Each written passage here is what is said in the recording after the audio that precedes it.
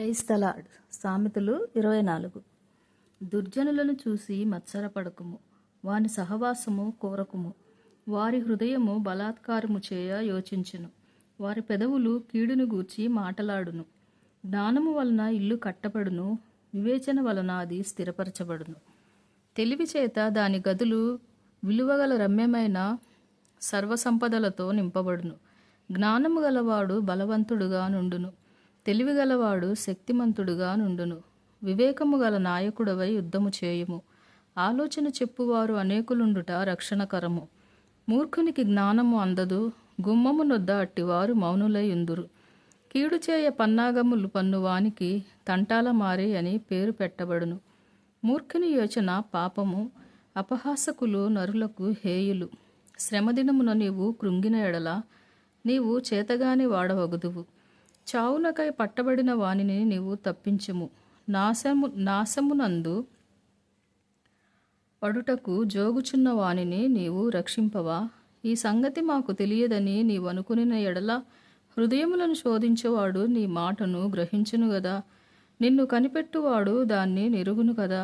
నరులకు వారి వారి పనులను బట్టి ఆయన ప్రతీకారము చేయును గదా. నా కుమారుడా, తేనె త్రాగుము, అది రుచికలది కదా. తేనె పట్టు తినుము, అది నీ నాలుకకు తీపియే గదా. నీ ఆత్మకు జ్ఞానము అట్టిదని తెలుసుకొనుము, అది నీకు దొరికిన ఎడల ముందుకు నీకు మంచిగతి కలుగును. నీ ఆశ భంగము కానేరదు. భక్తిహీనుడా, నీతిమంతుని నివాసమునొద్ద పొంచి ఉండకుము, వాని విశ్రమ స్థలమును పాడు చేయకుము. నీతిమంతుడు 7 మారులు పడినను తిరిగి లేచును, ఆపత్కాలములయందు భక్తిహీనులు కూలుదురు. నీ శత్రువు పడినప్పుడు సంతోషింపకుము, వాడు త్రొట్టిల్లినప్పుడు నీవు మనస్సున నుల్లసింపకుము. యెహోవా అది చూసి అసహ్యించుకొని వాని మీద నుంచి తన కోపము త్రిప్పుకొనునేమో. దుర్మార్గులను చూసి నీవు వ్యసనపడకుము, భక్తిహీనుల ఎడల మత్సరపడకుము. దుర్జనునికి ముందుగతి లేదు, భక్తిహీనుల దీపము ఆరిపోవును. నా కుమారుడా, యెహోవాను ఘనపరచుము, రాజును ఘనపరచుము. అలాగు చేయని వారి జోలికి పోకుము, అట్టి వారికి ఆపద హఠాత్తుగా తటస్థించును. వారి కాలము ఎప్పుడు ముగినో ఎవరికీ తెలియదు. ఇవియు జ్ఞానులు చెప్పిన సామెతలే. న్యాయము తీర్చుటలో పక్షపాతము చూపుట ధర్మం కాదు. నీ యందు దోషము లేదని దుష్టునితో చెప్పువానిని ప్రజలు శపించుదురు. జనులు అట్టి వాని యందు అసహ్యపడుదురు.